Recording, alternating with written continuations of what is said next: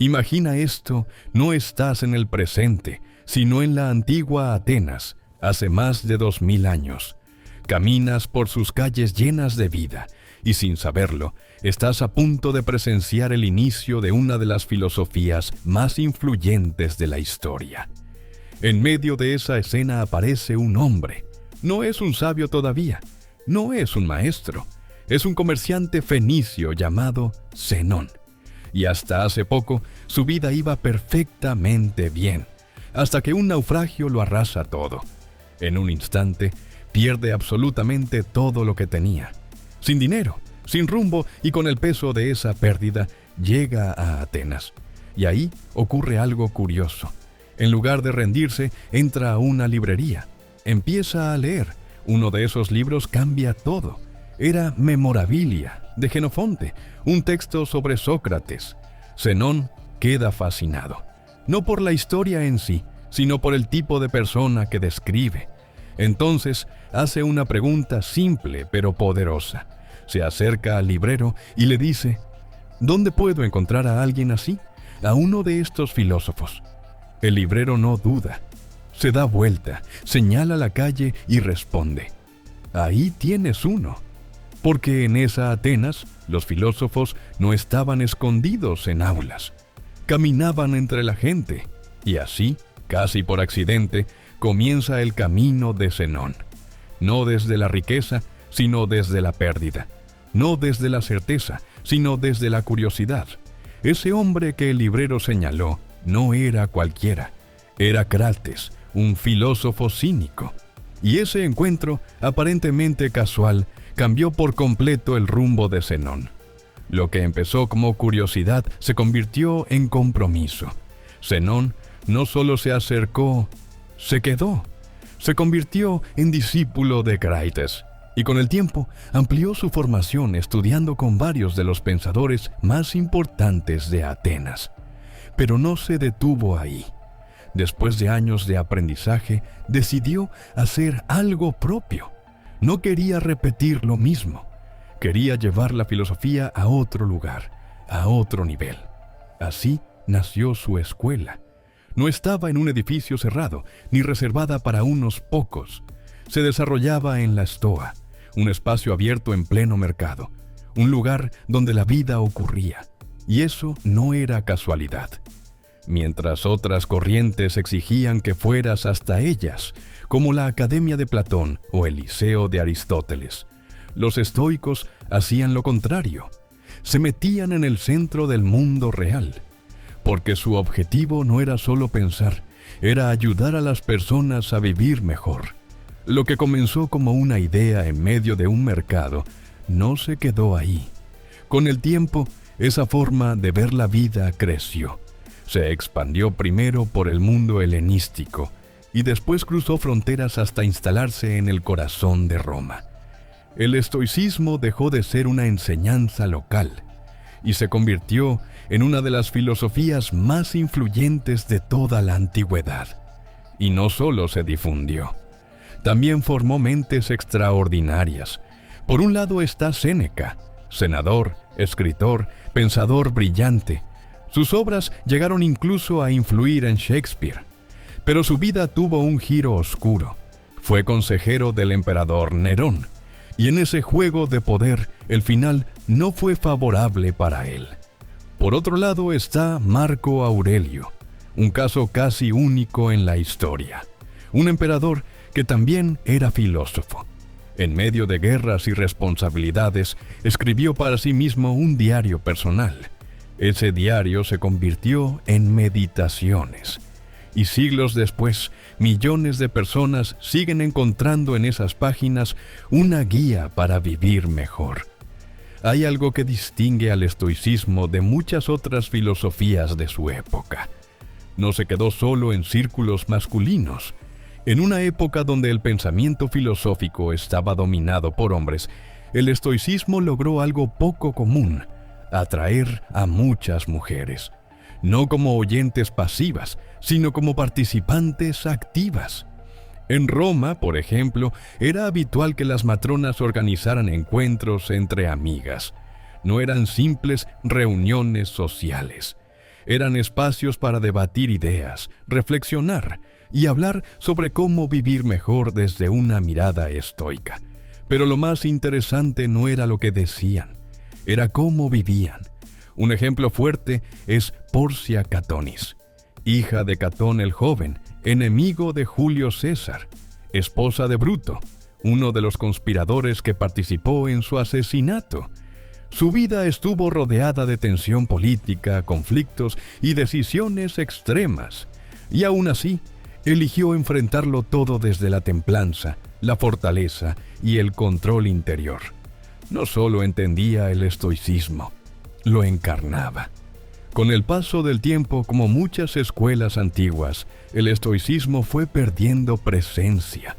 El crecimiento del cristianismo terminó desplazándolo como corriente dominante. Pero desaparecer no es lo mismo que dejar de influir. Porque, aunque sus escuelas cerraron, sus ideas siguieron viajando en el tiempo. Durante siglos, incluso milenios, el estoicismo continuó moldeando la forma en que las personas entienden la vida, el dolor y la resiliencia. Si hoy escuchas hablar de estoicismo y muchas de sus ideas te resultan familiares, no es casualidad. No sobrevivió solo por sí mismo. Se filtró en otras corrientes que dominaron la historia. Primero dejó su huella en el cristianismo, a través de figuras como Pablo de Tarso. Luego, continuó influyendo en el pensamiento medieval con Tomás de Aquino. Y más adelante, ya en la modernidad, reaparece en las ideas de René Descartes y Baruch Spinoza, cuya ética retoma muchos principios estoicos. Es decir, aunque el estoicismo dejó de ser una escuela visible, sus ideas nunca desaparecieron, solo cambiaron de forma. Pero dejemos la historia de lado por un momento. La verdadera pregunta es otra. ¿De qué trata realmente el estoicismo? En el fondo, todo parte de una idea simple pero poderosa: vivir de acuerdo con la naturaleza. Cuando los estoicos hablaban de vivir de acuerdo con la naturaleza, no se referían a algo abstracto o místico. Se referían a entender quiénes somos realmente. Y según ellos, hay dos verdades fundamentales sobre la naturaleza humana. La primera, no estamos hechos para vivir solos. Sí, podemos sobrevivir por nuestra cuenta, pero no prosperar. Crecemos, mejoramos y encontramos sentido cuando estamos conectados con otros, cuando formamos parte de una comunidad sana. La segunda, tenemos la capacidad de razonar. No significa que siempre lo hagamos bien. De hecho, muchas veces fallamos. Pero esa capacidad está ahí, y es lo que nos distingue. Ahora bien, si juntas estas dos ideas, aparece una conclusión clave. La mejor vida posible no es solo la que te beneficia a ti. Es aquella en la que usas tu inteligencia, tu criterio, tu razón, para mejorar la vida en sociedad, para aportar, para hacer que la vida de los demás también sea mejor. Si tuviéramos que reducir el estoicismo a lo esencial, todo se sostiene sobre dos ideas clave, dos pilares que no son teóricos, son completamente prácticos. El primero tiene que ver con cómo actúas. Los estoicos hablaban de 4 virtudes que funcionan como una brújula para la vida: la sabiduría práctica, saber distinguir qué te hace bien y qué no; el coraje, no solo físico, sino el valor de hacer lo correcto, incluso cuando cuesta; la justicia, entender cómo tratar a los demás, cómo actuar correctamente en sociedad; y la templanza, encontrar el equilibrio, no irse a los extremos, actuar con medida. No son conceptos aislados, son criterios para decidir mejor, para vivir mejor. Ahora, el segundo pilar cambia completamente la forma en la que enfrentas la realidad. Se llama la dicotomía del control y plantea algo tan simple como poderoso. Hay cosas que dependen de ti y cosas que no, nada más. Si aprendes a separar una de otra, todo se vuelve más claro, porque dejas de gastar energía en lo que no puedes controlar y empiezas a enfocarte en lo único que realmente está en tus manos. Ahora cambia de escenario. Imagina a alguien que no nació libre, ni con privilegios, ni con oportunidades. Un hombre que comenzó su vida como esclavo. Ese hombre fue Epicteto. Nació en Hierápolis, en lo que hoy es Turquía. Ni siquiera conocemos su nombre original. Epicteto significa adquirido. Literalmente era propiedad de alguien. Fue llevado a Roma, a la corte del emperador Nerón. Y dentro de ese sistema logró destacarse.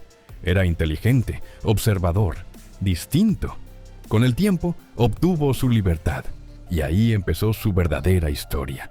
Salió a las calles de Roma a enseñar estoicismo, a hablarle a la gente, a transmitir una forma distinta de vivir. Pero no todos estaban listos para escucharlo. En una de esas, alguien lo golpeó. Le rompieron la nariz, y en lugar de insistir en el mismo camino, hizo algo muy estoico. Ajustó su estrategia. Entendió que no se trataba solo de tener razón, sino de saber cómo transmitirla. Entonces empezó de nuevo. Fundó su propia escuela. Y esta vez funcionó. Se convirtió en uno de los maestros más influyentes de su tiempo, hasta que el poder volvió a intervenir. El emperador Domiciano expulsó a todos los estoicos de Roma. No le gustaba que dijeran verdades incómodas, pero ni siquiera eso detuvo a Epicteto, porque su enseñanza no dependía de un lugar, dependía de una idea. Hay una idea incómoda, pero liberadora. Puedes elegir lo que haces, pero no lo que ocurre después. Y cuando entiendes eso, todo cambia. Porque entonces la pregunta deja de ser ¿qué voy a lograr? Y pasa a ser ¿cómo voy a actuar? En la práctica, el enfoque se invierte. Ya no pones tu energía en el resultado, sino en la intención y en el esfuerzo. Los estoicos lo explicaban con una imagen muy clara. Imagina que eres un arquero. Te preparas, entrenas durante horas, eliges el mejor arco, apuntas con precisión. Pero en el momento en que sueltas la flecha, deja de pertenecerte. El viento puede cambiar su trayectoria. El objetivo puede moverse. Ya no depende de ti. Entonces, ¿qué haces con eso? Según Cicerón, dar en el blanco es algo que se prefiere, pero no algo a lo que debas aferrarte. Porque tu valor no está en acertar, está en cómo lo intentas. Y esto no es teoría. Baja directamente a tu vida. Piensa en una promoción laboral. Piensa en una promoción laboral. Lo habitual es obsesionarse con el resultado, si la consigues o no. Pero eso no depende completamente de ti. Tu jefe puede tener un mal día. Otra persona puede estar mejor posicionada. Lo que sí depende de ti es cómo te preparas, cómo trabajas, cuánto te comprometes. Ahí debería estar tu foco. Lo mismo pasa con las relaciones. Todos queremos ser amados, pero eso no lo decides tú, lo decide la otra persona. Lo que sí está en tus manos es quién eres, cómo tratas, cómo acompañas, cuánto das, si el otro se queda o se va. Muchas gracias por ver este video. Te invito a que te suscribas, le des me gusta y compartas con personas que necesitan ayuda para dar una dirección a sus vidas. Nos vemos en el siguiente video.